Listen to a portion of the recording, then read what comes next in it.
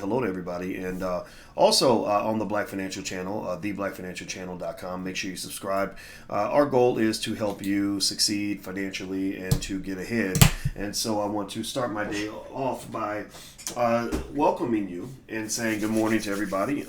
Today's a bad day for the stock market. Today we lost some money. We got some cheddar going out the door, but it's okay. I'm going to break it down for you and let you know what's going on. The market dropped. Last time I checked, the Dow was down by about 500 points. S&P is down by about 1.76%. All the analysis I've done so far today has pretty much stated that it's a matter of the Rona. The Rona is causing the markets to get a little bit squeamish. And, and it's a real issue. I mean, it's a real virus. It's really out there. It really could cause a shutdown.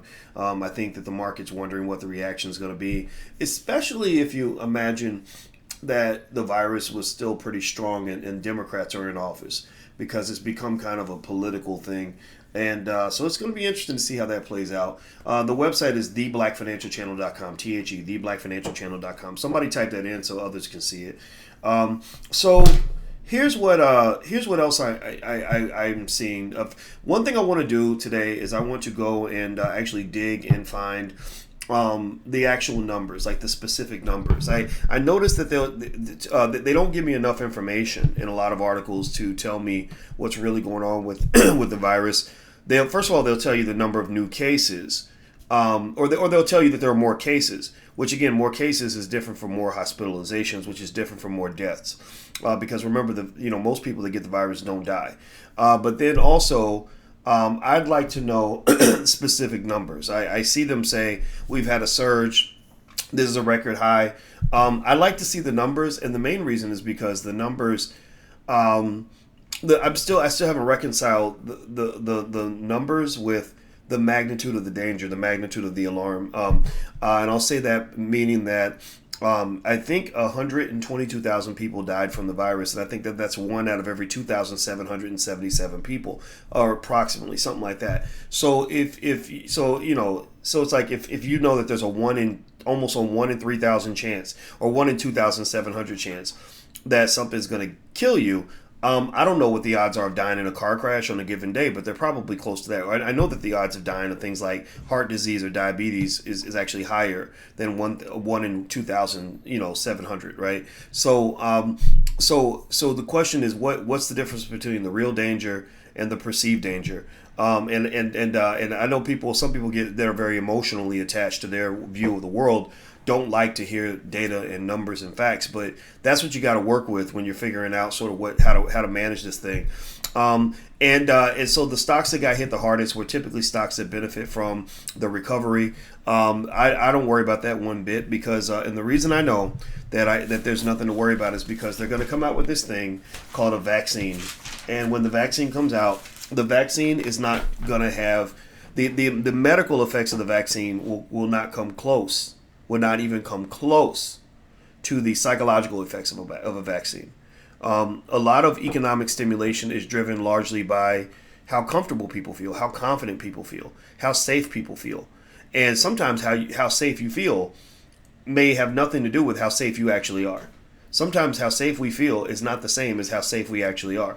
So, so what happened is that the virus, it's creating a lack of certainty, a lack of clarity, a lack of concern for a lot of people, and it's causing, not a lack of concern, greater concern for a lot of people, which is causing prices to drop, because whenever there's nervousness or squeamishness, that tends to cause prices to drop, because nervousness creates either real risk or perceived risk, and really how risky things actually are is not as important as how risky people believe things are.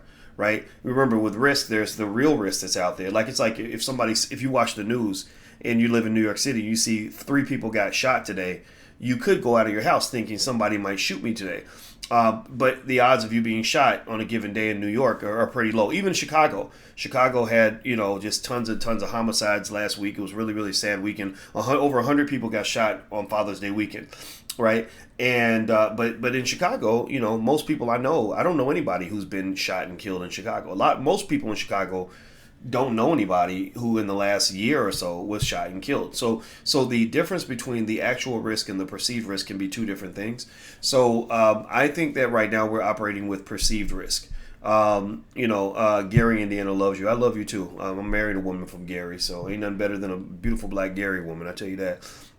And so the so this perceived risk is going to go away. I'm paying attention to the trajectory of the headlines. Right, when the headlines become more optimistic, you're going to see market prices move up. The biggest, most optimistic headline that will ever be released, in my opinion, or that will be released this year, will be the one that says, Merck has finally come up with a vaccine. That's going to lead to a massive increase in stock prices. And I'm just positioning my portfolio to be ready for that big day when they announce the vaccine and everybody feels safe again. But what I do wonder as well, though, is whether or not that's going to happen in an election year. I kind of feel like, the whole urge to, switch Trump out of the White House can cause people to sort of keep you under a cloak of fear, so that you will do what they need you to do at the polls. And so, and then after the election's over, then suddenly you get optimism again as you go into the first 100 days of the presidency, where the new president wants you to feel like, okay, now everything's great, ding dong, the witch is dead, life is good again, and so, long story short, I pretty much increased my holdings in the areas that I felt were going to benefit from the rise of the economy. Airlines, for example, are going to, Buffett sold his airlines. I don't agree with Buffett on that. I didn't sell my airlines. I doubled and tripled down. So I own some JetBlue and American and all that. And I bought more of that. when the prices got hit, I said, oh, okay, it's the same company, same ownership stake, same everything. Just, the price is now, 5% cheaper than it was yesterday. So I'm going to go ahead and make that move. So anyway, let's see here. Let's see. Somebody says, I'm tired of people's theories on the coronavirus is real. Yeah, it's very real. The interesting thing about conspiracy theories, Aaliyah, is that a conspiracy theory will typically operate by taking something that is real and making, but then adding on to it. Right, taking something that's real, like last week, a dog walked across the street, right, and then they can add other stuff. Well, and the reason the dog walked across the street was because it was a cursed dog, and that dog was a gray cursed dog, which means that it came from the such and such a tribe, which blah blah blah blah blah. Right, so you can add on to a fact and make it into something bigger than what it is. So I think the conspiracies are going in all directions. I think that you have some conspiracies that just say it's a complete hoax, it's not real, black people can't get it. And then you have the other conspiracies that say this virus is out here, you're all going to die, you need to stay in your house, you can't, it's Trump's fault, whatever. Like, I don't care whose fault it is. It's not about who's, I don't care if it's Trump's fault or somebody else's.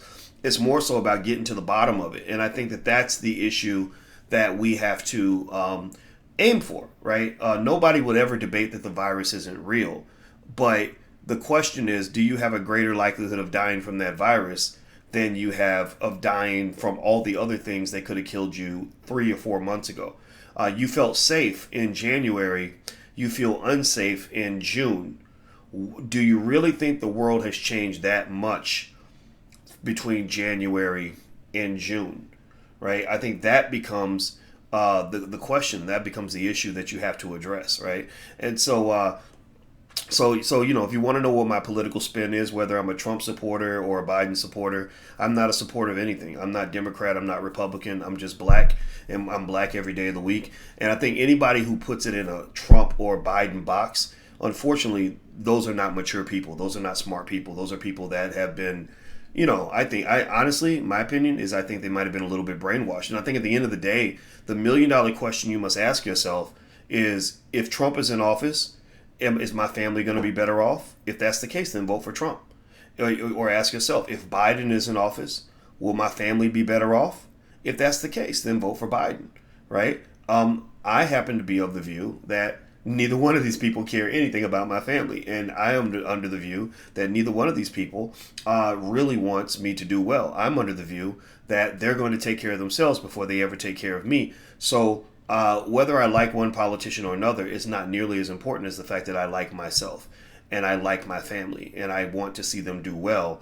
And I have found that that the number one factor in terms of deciding whether or not I've done well in my life anyway, and I believe it's true for most people, the number one factor that's determined how well I've done is what I do. What I do, you know. When I was in school, when I studied for a test, I usually passed the test. If I didn't study, I might fail. When I save my money, I have more money. When I don't save my money, I'm broke. When I spend my time learning how to build and start a business, I do better. I build more businesses than when I'm not putting time into that, right? So I would encourage you, if you want my philosophy, my opinion, my theory, I would encourage you to focus on you, build you, do you. You know, whoever's in the White House, it's going to be what it's going to be. But that stock market, I don't care who's in the White House, that stock market will be taken care of. That stock market will continue to climb most likely. It's been climbing for the last 120 years. It'll probably continue to climb after that because rich people take care of themselves. And the only thing rich people take care of other than themselves is other rich people. So what you really want to do, in my opinion, is the reason you want to invest is because you want your money to be in the places where the rich people put their money, right? Because my feeling is, well, you know, I don't know if you'll kill me or not. I don't know if you'll let my boat sink or not.